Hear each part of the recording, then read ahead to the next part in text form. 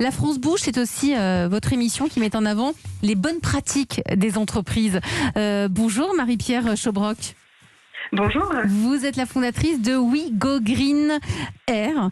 C'est une plateforme de réservation dédiée aux hébergements éco-responsables. En gros, aux hôtels qui ont une forme de responsabilité environnementale. Vous accompagnez les visiteurs dans leur transition écologique. C'est une entreprise qui existe, qui est récente, parce qu'elle a été lancée juste à la fin du premier confinement. Vous êtes basé à Bordeaux. Il y a déjà 13 salariés. Et vous êtes parti du constat, deux de vos salariés sont partis du constat que ce que vous faisiez pour vos clients, donc les accompagner dans cette transition écologique, vous ne le faisiez pas forcément, vous ne l'appliquiez pas en interne. Et c'est comme ça que vous avez mis en place des petits déjeuners dédiés à la responsabilité environnementale, c'est ça ? C'est exactement ça. L'initiative est venue de 2 collaboratrices, comme vous le disiez, et nous avons mis en place un rendez-vous mensuel qui, du coup, nous permet de sensibiliser l'ensemble de nos équipes à des éco-gestes qui peuvent être non seulement au bureau, mais aussi à la maison.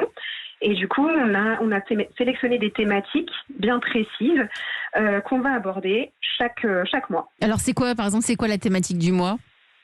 Mais du coup, ce mois-ci, on était sur la thématique de la réduction des déchets. Et ici, l'objectif du petit-déj, c'est que ça se passe de cette façon. On commence par un quiz collaboratif qui va permettre d'aborder des notions clés et les différents enjeux. Et puis après, on fait un constat. Qu'est-ce qui se passe dans son entreprise ?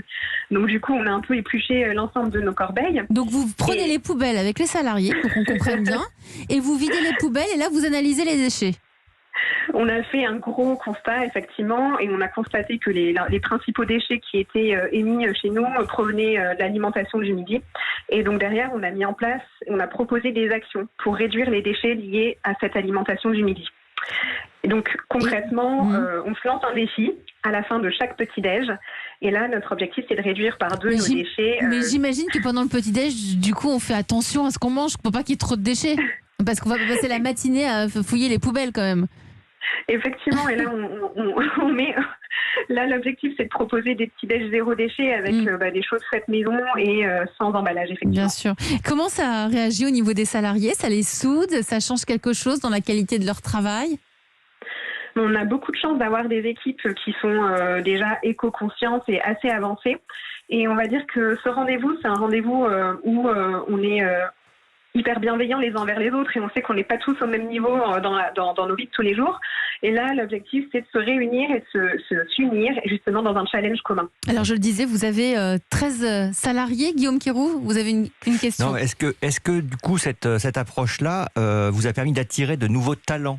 Ah oui, de pouvoir... Est-ce que c'est un argument de recrutement ? Est-ce que c'est un argument pour le... Alors... on a des gens effectivement qui viennent vers nous parce que on a des valeurs en commun.